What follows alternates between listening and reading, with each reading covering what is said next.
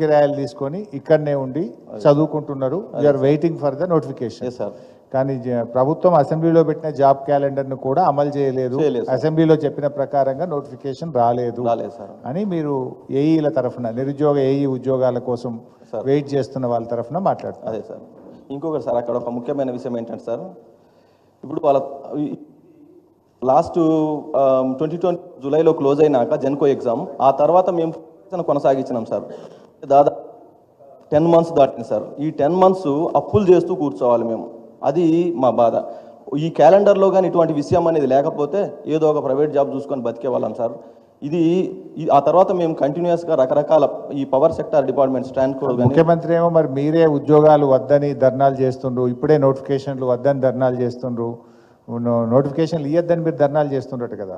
అలాంటిది అయితే ఏం లేదు సార్. నిరుద్యోగుల నుండి మరి వాళ్ళకి ఆ మాట ముఖ్యమంత్రి రోజు టీవీలో మాట్లాడుతుంది కదా, మాట్లాడుతున్నారు సార్. అది నోటిఫికేషన్లు ఇవ్వద్దని, నోటిఫికేషన్లు మాకు వద్దని నిరుద్యోగ యువత రోడ్ల మీదకి వస్తుండ్రు, ఉద్యోగాలు వద్దని ధర్నాలు చేస్తుండ్రు అంటున్నారు. అది మరి ఎవరు చేస్తుండ్రు అనేది వాళ్ళకే తెలియదు.